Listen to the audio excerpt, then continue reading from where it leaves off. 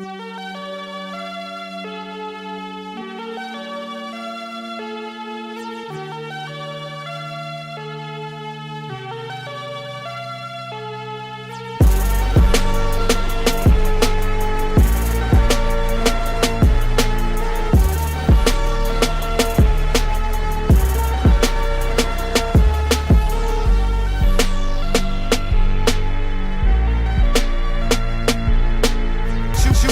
me shooting in the gym.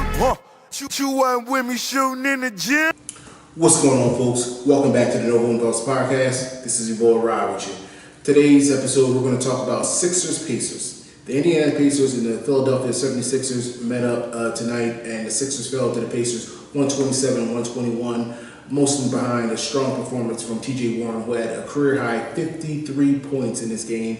He had 29 points at halftime, 19 in the first quarter, and he ended the game 20 of 29 from the field, 9 of 12 from three-point land, and he pretty much had his way with the Sixers, mostly because Brett Brown refused to double team.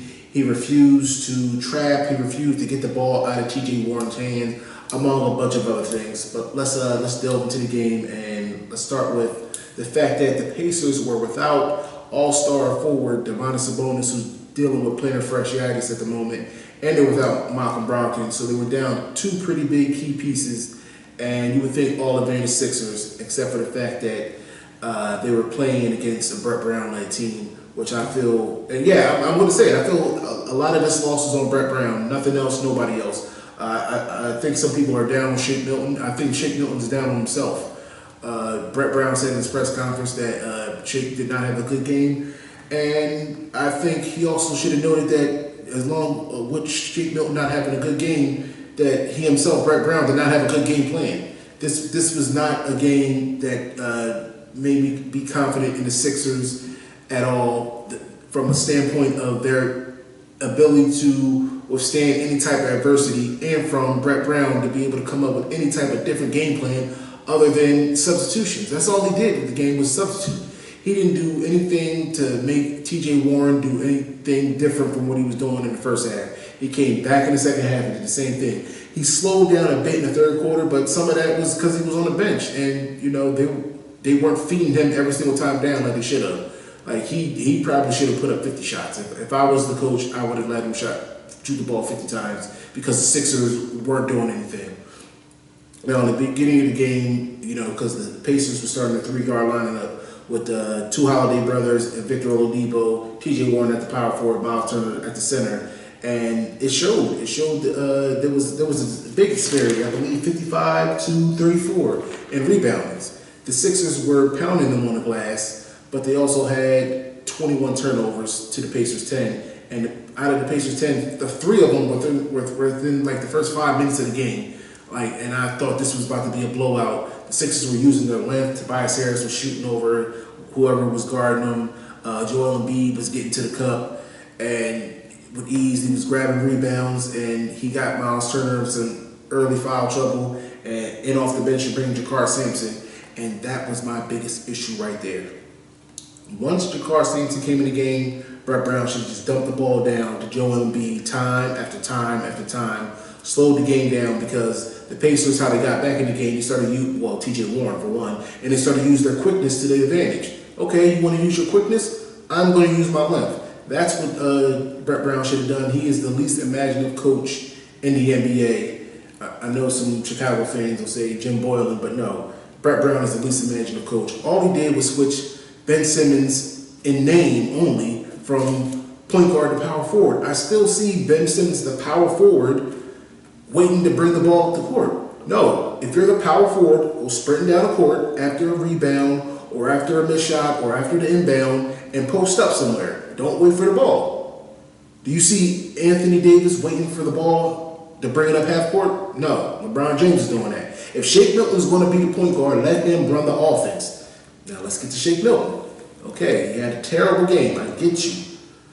But two things. Joel Embiid. I'm speaking to Joel Embiid right now. You have yet to play meaningful minutes with this guy on your team. It's your first game. You don't act like that. whatever he did wrong, and I wrote it down. It was 30-27. Jakar Sampson set a screen, and then he rolled to the basket, scored. Joel Embiid. I saw it myself before I saw the blow up on the sideline. I saw Joel Embiid, the way he inbounded the ball to Shake Milton, and he was kind of barking at him. You could tell he was pissed. And then Shake had a bad play after that. I think he turned the ball over, or almost turned it over to T.J. McConnell. And then he had an offensive turnover, offensive foul. I think he elbowed T.J. Warren in the neck or in the face or something like that. And he was pressing a lot because he's a new guy. So instead of Joel Embiid acting like that towards him, what he should have done is put his arm around him. Hey man, like when we do that pick and roll, I want you to. He's not accustomed to playing with Joel Embiid, so he doesn't know his tendencies, and Joel doesn't know his tendencies. And instead of like barking at him, this is how you build chemistry. And Brett Brown after the game says, "Oh, stuff like that needs to happen." Not in that way. Stuff like that, you need to learn each other, and you need to be vocal about how you learn each other, but you don't go about it like that. And Shake Milton, I don't think he overreacted. I think from what I heard is he said something, and this is from me listening to the radio. He said something along the lines like, "Next time I'm gonna slap you, or I'm gonna slap you." Anything talk about getting physical with me, I'm gonna jump back up at you. I don't care how big you are. He said he was gonna slap him. Shake reacted to that as he should. He's still a man. And Brett Brown, at that point, that's when he's got to pull Joel to the side. And you're the leader of this team. Maybe not, maybe you don't say all the right things, but you're the best player on this team. Everybody's going to look up to you. You need to handle that better. And Brett Brown, he didn't handle that situation well, and he didn't handle Shake well either. Shake got pulled. He was the first person pulled from the game.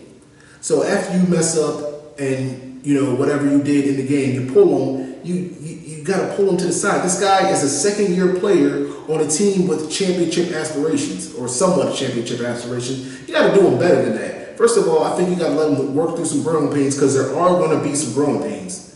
Because this team, this starting lineup hasn't played with each other, and Shake's a new guy. And honestly, let's just say it, he's the weak link. Like whatever he does is going to be magnified, because we're going to excuse JoJo, and we're going to excuse Ben Simmons and his lack of shooting, because we all know that's not what he's going to do. If you're still mad about Ben Simmons not shooting, maybe you need to be mad at yourself, because it's not happening. You know what he's going to bring to the table.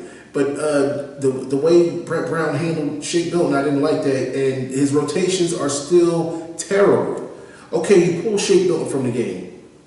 When you pull a wing player from the game, because we all know if JoJo sits down, we all know Al Horford's coming in. Cool, that can be locked in. I have no issue with that, but I'll get to that in a second. If you pull a wing player from the game, or a guard from the game, the first person off the bench should not be Furkan Korkmaz. Furkan Korkmaz has shown us that he is not the guy you go to.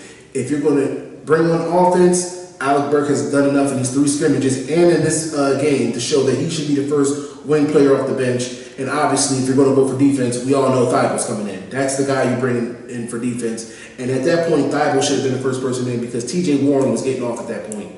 But even Thybulle was struggling to stay in front of T.J. Warren, and he was picking up some fouls. But that's fine. He's going to have some growing pains as well. Like, he's a good defender, but he's going to have to sit down and learn some tricks of the trade on playing defense in the NBA, and that's fine. He's going to learn that. He was like a zone player in Washington, but he was very good at it. He was very good, and it shows that he's leading the rookies in steals and deflections. He's getting a lot of deflection. He gets his hands on the ball a lot, and he's a very good disruptor.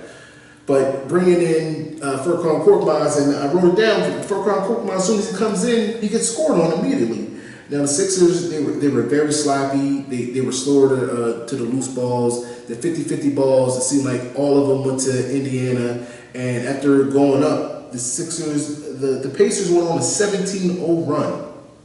That just can't happen. You can't, NBA is a game of runs, but when you are establishing your dominance that early in the game, I don't see how you let it get away from you and you let the other team go on a 17-0 run. And that's a lot that has to do with Brett Brown. Teams take up the identity of their head coach, and their head coach is, I don't know what to say about this guy. He doesn't change up anything. Now, the thing I want to point out about Brett Brown, when people talk about how good Phil Jackson was as a coach, it was because he had to manage so many big personalities. He had to manage Michael Jordan, Scottie Pippen, Kobe Bryant, Shaquille O'Neal. He had to manage these situations, It wasn't just coming up with a game plan. And then, as we all saw on The Last Dance, you throw Dennis Rodman in there and, all hell breaks loose. He had to manage these personalities. What is Brett Brown managing? And that's why I have a problem with the whole Safe Milton thing, because that's up from Brett Brown. Don't just blow it off like, oh, that needs to happen. No. Or you know what? Even if you do blow it off, it needs to happen behind closed doors. You need to let Joel Embiid know that's not how you handle things. That's not how we're going to do things from this point on. But is he a guy that can go into the locker room now and command that type of respect, or have the guys tuned him out? I don't know. I don't know. But in this game, it showed a lot. The Sixers, their game plan. Tobias Harris, he scored 30 points, but he took 29 shots to score 30 points.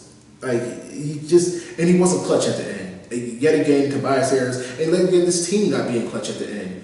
Another issue was 121 to 116. Pacers. They pressed Aaron Holiday. So Aaron Holiday gave the ball up to T.J. Warren, the guy who's been torturing you all game long. You live whatever Aaron Holiday does on that possession. You live with it. If he pulls up from half court and hits a three, if he drives to the basket, whatever, you need to have somebody in T.J. Warren's shorts from the time you take the ball out the net or off the rebound all the way to the other end of the court, back and forth. If he sits down on the bench, you have somebody with the Sixers sit down on the bench next to him. You do not let him take them to open shots. All the credit in the world to T.J. Warren. You got to.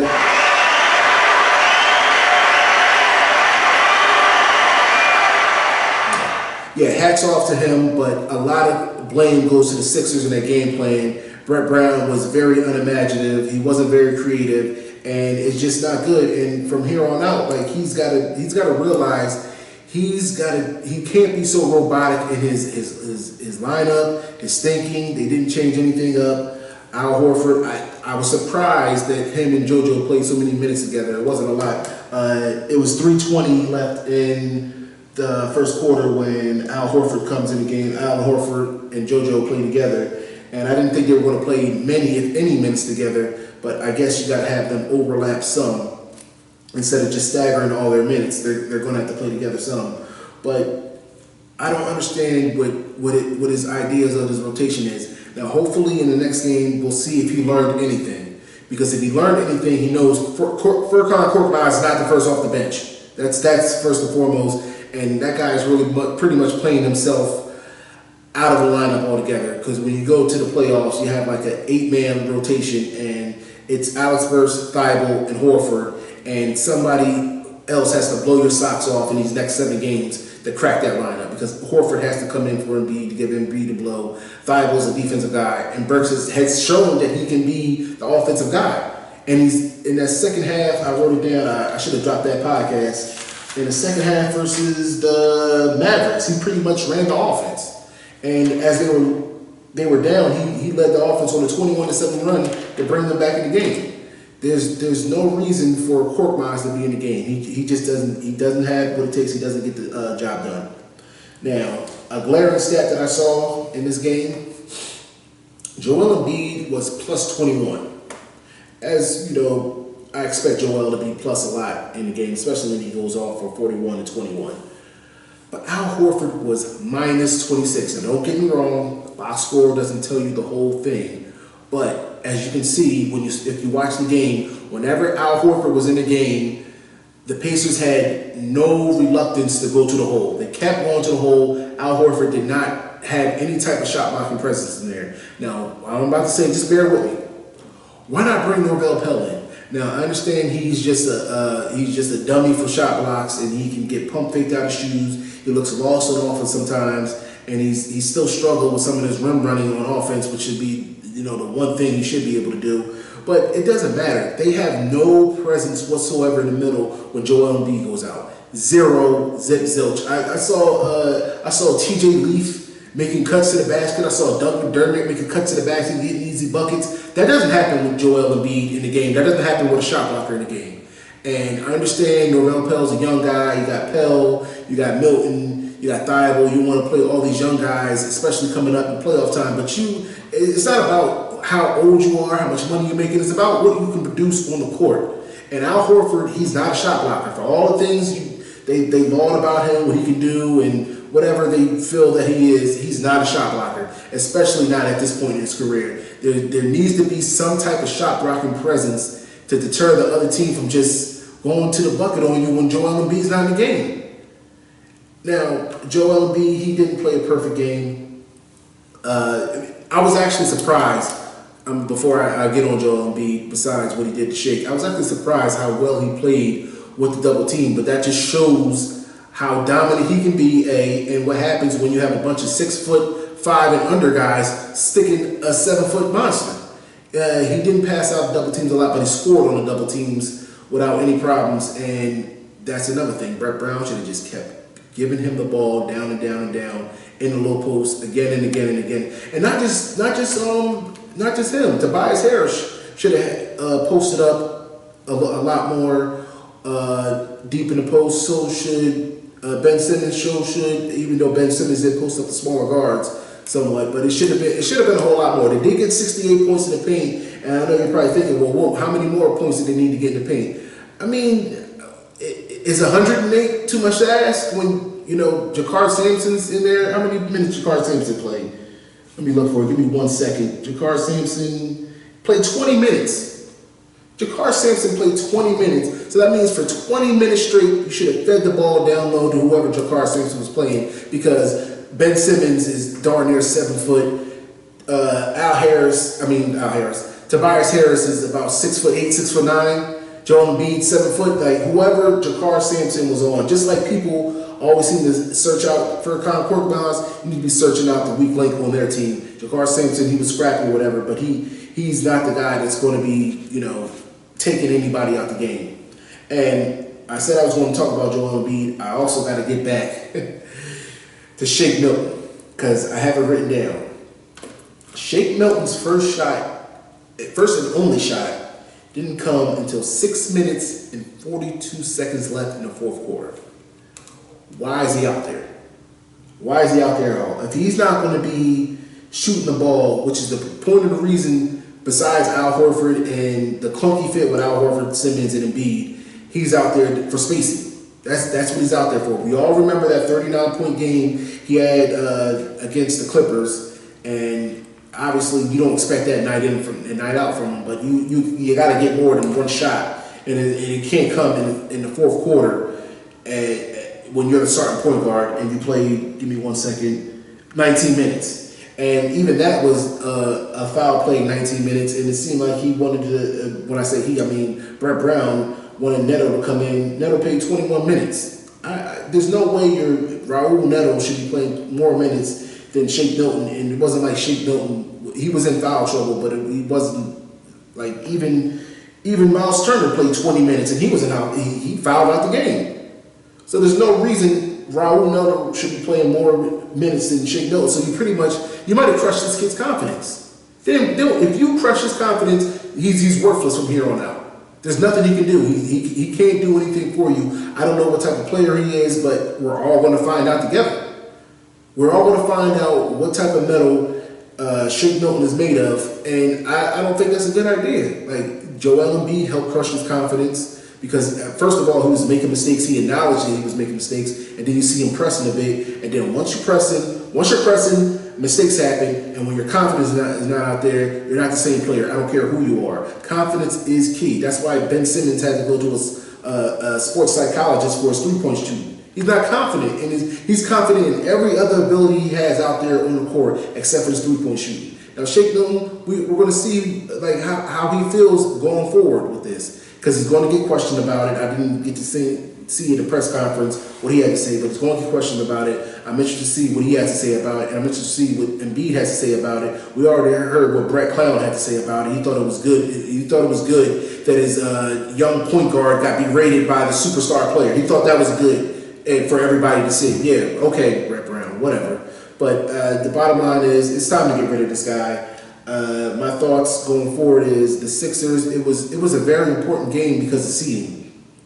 But regardless of who the Sixers play, they have the talent to beat anybody in the East. Yes, I said it. They have the talent to beat anybody in the East. I understand they have their wills against Boston in the playoffs. I understand that Milwaukee is the best team in the East, but they have the talent to beat anybody. What is Brett Brown going to do to get them over the hump? I'm going to say nothing. I'm not seeing any type of a change in Brett Brown. I don't see any type of any difference. He was supposed to have watched, extensive amount of tape to see what the Sixers were lacking and coming up with all this. It's just a bunch of nonsense. It's just the same thing over and over and over with these guys. Like, Ben Simmons, I saw that, I think it was Tony Snell talking to him, and he was like, yeah, I'm going to shoot the ball in Orlando. Well, you're in Orlando and you're still not shooting the ball. In case anybody doesn't know, I'm going to tell you, Ben Simmons shot 0 3-pointers. You probably could have guessed that. Even if you didn't watch the game, you could have guessed, let me guess, Ben Simmons didn't shoot the ball at all. No, he didn't. He did not shoot any 3-pointers. So I'm tired of hearing that. And we got somebody calling. Sorry about that. Yeah, that was not the hotline calling. But yeah, I'm just going ahead and wrap it up from there. Sixers play the Spurs next, I believe. I'm not sure what's going to happen there. I would have predicted them to beat the Spurs, but hey, I predicted them to beat the Pacers. And TJ Warren goes off for 53 points, and Brett Brown isn't very creative. I'm at a loss for words. Like I just can't believe how they pounded them on the boards. But the Pacers had 31 assists to the Sixers 20, and they're usually the team that leads in assists. So it just wasn't a very good game plan. Brett Brown's got to go back to the drawing board. He's got to fix this. I don't know what he's going to do, but I need to see more from him. I need to see more from that team. I'll give you a better analysis on everything. I'm just really just at a loss for words about how poorly they played, because it was simple stuff that he didn't do right. Double teaming TJ Warren, the guys that's been torching you. Look at the box score. He had 53. The next closest was Holiday and Oladipo, both had 15 on 11 of 24 shooting combined between the two of them. Like, come on.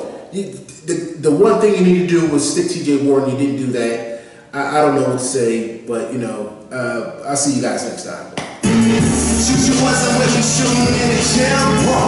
You wasn't with me shooting in the gym.